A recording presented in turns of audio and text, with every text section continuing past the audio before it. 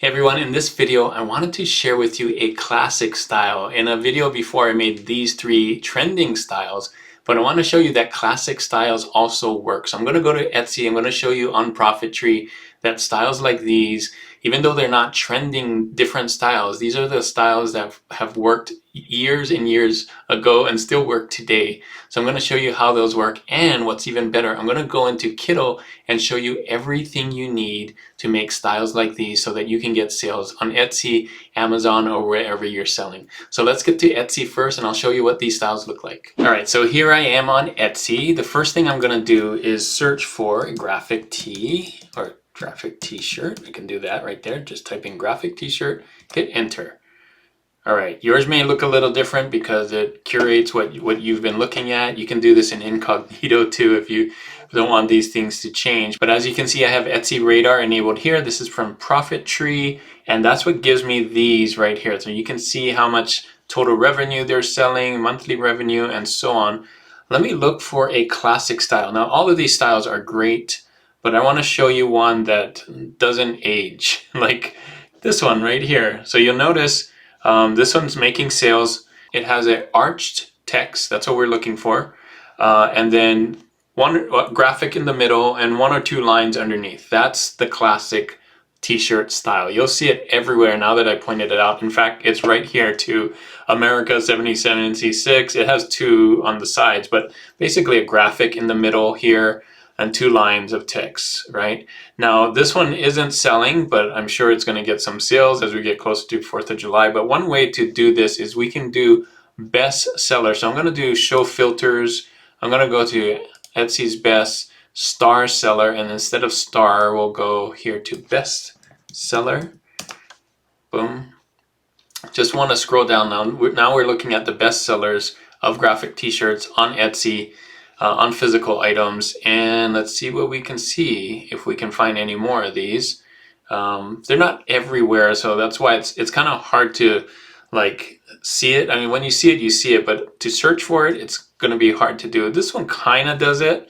Has an arched text, right? That here comes the sun. It's all right. Let's see if we can do some more here. Well, this was the one I think we saw. Well, not exactly, but it still has the arched text. Has one line below and a graphic in the middle. That's kind of good. That's kind of what we're looking for.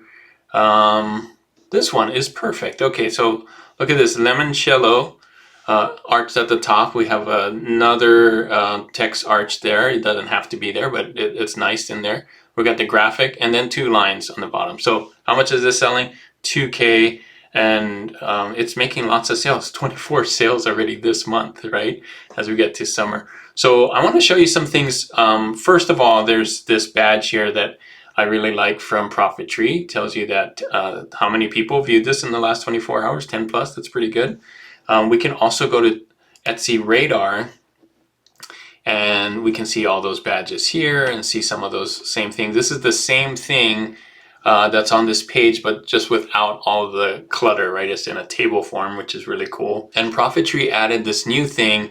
It's the filters on the demand badge. So you can see what's hot right now. You can see how many sold, what in carts, how many carts, and how many views. So you can toggle between those three. I kind of like having the sold right here. I think that one's pretty cool. So of course you can filter it. The reason why it's changing is because it's changing. You'll see it's changing on this side too.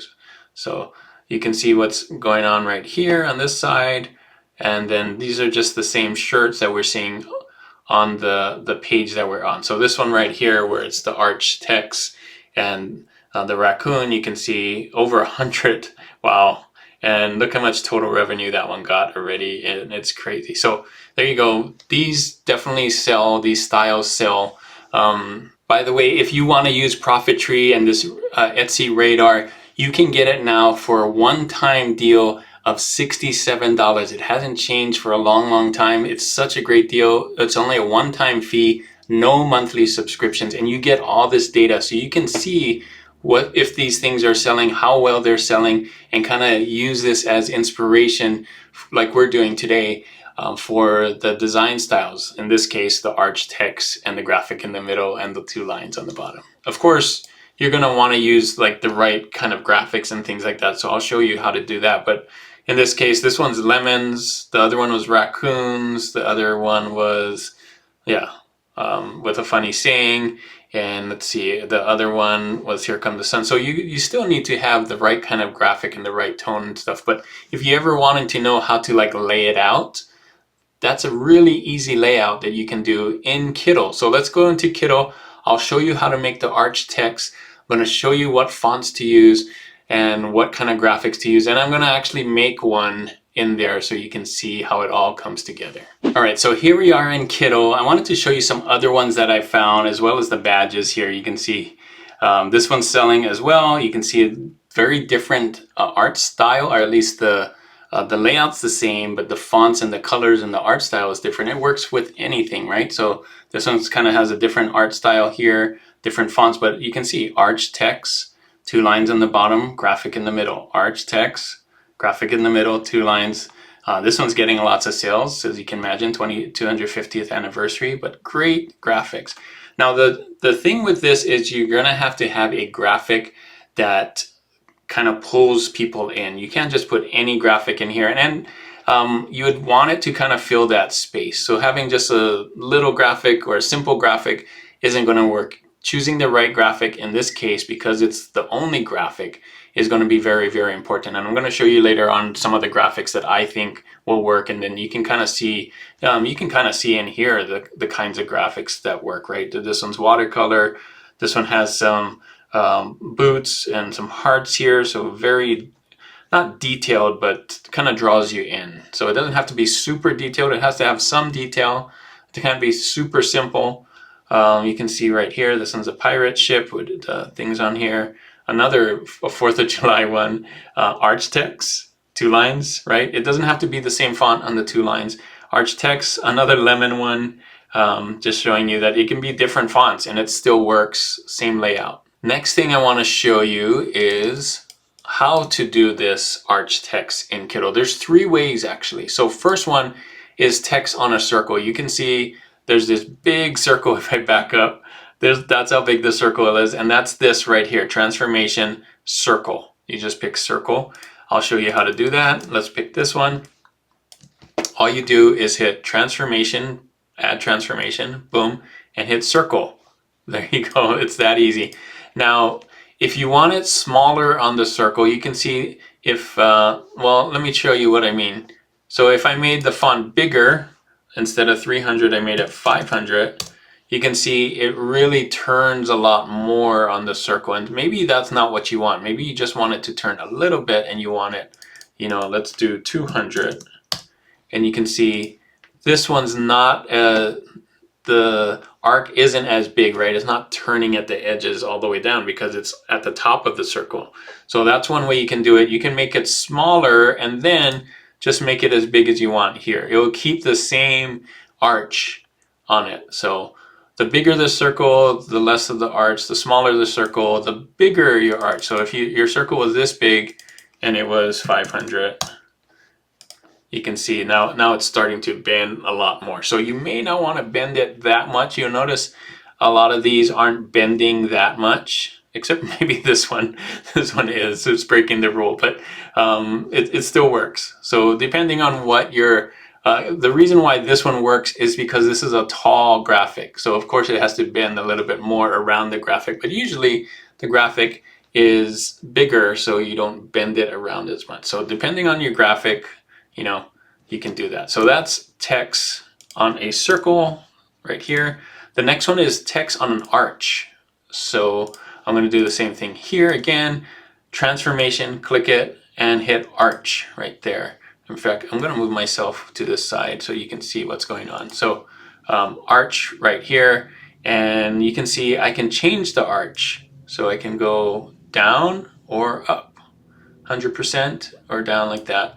And then you can move some of these things too. So you can make it all the way up if you wanted to, or whatever you wanted to. It's customizable, but if you just wanted to bend it this way, you can. That's text on an arch. The nice thing about this, as opposed to this, you'll notice text on an arch, the ends are straight. And text on a circle, the ends are kind of turning as the circle, as it gets more and more on the circle. So depending on what you want, most of them, if you can see here, it's not straight. It's most of these are text on a circle, not text arch, but whatever you want to use, I think either would work. And next one is just a custom transformation. So you can, if you don't want to use the circle or the arch, I'm gonna get rid of the transformation and then add the transformation back here, and I can do custom, and I can just move this center one up and then do the sides up like this, and that might just be okay. That kind of looks like those. And if you need a bigger arch, you can hit edit again and move this even further up and move these sides up again. And I feel like sometimes that's easier. The only thing about this one is to get the left and right the same, you have to kind of eyeball it. Like, is this the same amount of space as this one here, and so on. So, but you can see that that still works. That really looks like one of these things here. So whichever way you want to do it, text on a circle, text on an arch, or custom transformation, all of these will work for your arch text. Next thing is fonts. So I'm giving you a whole bunch of good fonts here. What I've seen the most is serif fonts like Adobe Garamond, or where's another one here? This Sandstroke or this London News. Depending on how big your words are at the top, if your words are longer, you're going to want more condensed fonts. If your words are shorter, you're going to want a more wider font like this. But you can also use sans serif, like this bold one here. I really like these typewriter ones like Radio Newsman and Jack Wright. Here's another sans. Here's more of a fatter serif font. You can see the serifs are here, but it's more like a vintage one. Here's a script font. If you need some script fonts, you can use those. The script fonts are used, you can see at the bottom here. This one's here at the bottom. Usually not the main thing, but just like a highlight of something. You can see it's also on this one. So use it sparingly. It's not the main words. The main words are going to be the big, thicker words, but this can add some interest to it. So this is also very interesting. I put this in here, this Dinko Mexico font. I think it could work a lot like this Excuse Me one. You can see where it has some style in it. So you're not limited to these, but if you're wanting to know what fonts to use, go ahead, take a screenshot. You can use any of these right here. I think all of these would work. I'm going to use one of these in my example that I have here, but one thing is missing.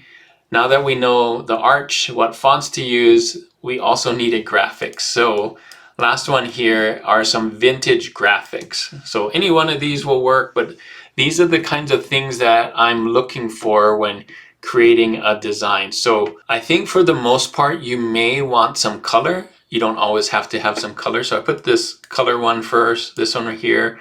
This is full color, this one's full color. But a lot of times you might want to do it vintage style, and then that would mean just one or two colors. So you can see a lot of these are just one color. And we're looking for more of a circle, square-ish shape. So you can see this kind of fits it. The only one that's really different is this tall one. I guess these two tall palm trees ones. And in those cases, you could do the arch more like this, where it comes down on the sides to fill in that space. The reason why I don't want to do a tall one here is you can see there, it's happening here too. There's more white space on this side, which is okay. You shouldn't be afraid of white space, but you can see it's not like filling in the gaps as good as some of these other ones do. So just be aware of that. And so it can be anything. So from fruits to mascots to animals to sports things. You can see this one right here. It just has to be an image that kind of grabs you. The reason why this grabs me is because of the color and the vibrancy. This one is because of the cartoon and it's, you know, funny. This one has some cowboy boots like the other one, but it's striking, right? So look for that kind of things. It can't just be, well, I guess it could be a happy face, but you'll know when you see it. It has to be something that when people see the graphic alone, that kind of sells the t-shirt, not just the text. The text and stuff will add to it, but the graphic alone should be striking enough that it will stop people to wonder what is this, and then want to read the text on it. So that's kind of the idea. You can see right here I got some of these. The one I'm going to do in this example is going to be using this one, but I could have used any one of these and I think it would really work. Be careful of really thin ones. I don't know if this one will work as well. So I think you would have to find fonts that match the tone of it. So that's what I'm going to do here is, you can see I'm using this one. It's on a circle. This one's the Caprissimo, which I have here, right? Caprissimo. And then I put the font here that's more of a script font, and this one's the Magnolia script that I have here. You can see that one right there. And then I just put in the oranges in the middle, and then same font, Caprissimo on here, and the same font. And I kind of played with the colors. So this color right here is from inside here. You can see kind of that blue, dark blue on here, which is good because blue and orange are kind of complementary colors because they're kind of opposites. So that kind of works in here. Also use the same color here, and all I did was just color picked it. So you can come in here, use the color picker, and just kind of pick this color right here. I don't know if it's exactly the same, but it's close, right? And then same thing here. Now I can color pick from all of these. And then the orange, of course, also I color picked, use that and color pick the orange from in here. So that's all there is for that one. Whoops. Very, very easy to do. I also have this one is I didn't do it on the circle. You'll notice that I did it with the custom like I showed earlier, just to fit under here. I think that's a lot easier to do for the smaller ones than to try and match the two circles.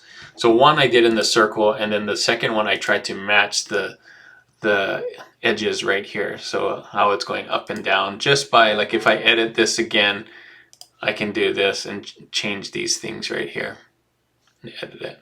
So this one I didn't have to do anything, just color it. Oh, and I put a texture on it, so you can do that. I'm coming in here, you can see the texture. I did an alpha mask and a mask texture. The way to do that is, I'm gonna get rid of this. So just come in here, texture is right here, textures, click on it. Click on this right here.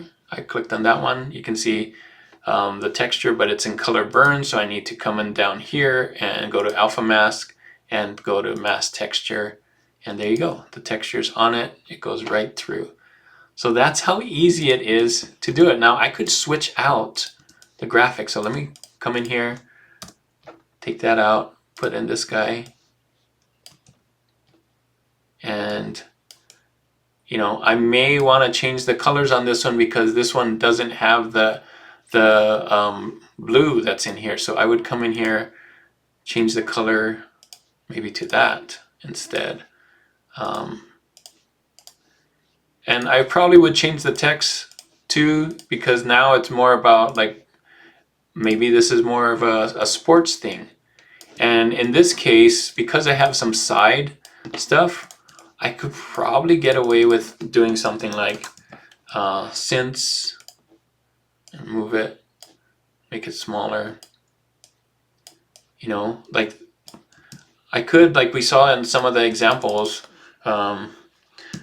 seems like a 70s thing. So since 1970, right? Or whatever it is. So you can play around with this, kind of fill in the space with some of those things. I think that could be fun. But you can see this is striking too, and it works. Maybe I don't need this one. You don't always have to have something under there. Look at that.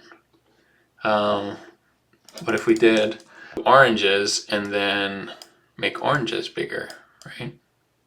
Boom, that still is a cool design, right? And it works, and I can move things around here. But it's still the same Florida oranges, sweet and delicious. Now I could change the font. Like what would that look like if I used one of these other ones. What if I did Zandstroke? How would that work? So just double click here. You can do this all in Kittl. Isn't that crazy? Try it out. Look at that. That works out because it kind of matches. It's more playful, and this is more of a playful thing. So now I can change the font to Zandstroke. I'll go all the way up and just use one. Isn't that cool? That's really, really cool now. And this still, I think this would be a great one to sell on t-shirts. So you can see both of these work really, really well. And depending on your graphic, you're gonna have to change the font to kind of match the same kind of feeling that it gets with that. And play around with these fonts. You can see I gave you a whole list of these right here. And I think a lot of those work, and play around with these right here. See if those work. This would be a really fun one, I think. Not sure what words to put with that, but hopefully this tutorial is really helpful for you. Go out and make some of these. You can see these. The thing I like about this is that it's a classic design that really never goes out of style. So trends may come and go, but these could sell year after year after year because these styles are classic. They're classic for a reason. They're always going to sell. They're always working. So there you go. That's the classic style. And again, we've proven it that it works with ProfitTree. If you want to try ProfitTree, I'll put a link in the description there so you can get it for $67 one-time fee, no monthly subscriptions. You can see actually that they do sell. Now, if you want access to that template that I just used on Kittl, I'm giving it away in our memberships on the Shirthead School community. So I'll put a link to that as well. There's lots to do there, as well as free access to all the templates that I'm using, especially the other one that I did. In fact, that video I'll put right here so you can watch it if you haven't watched it already, with the 3 design trends that I made in Kittl.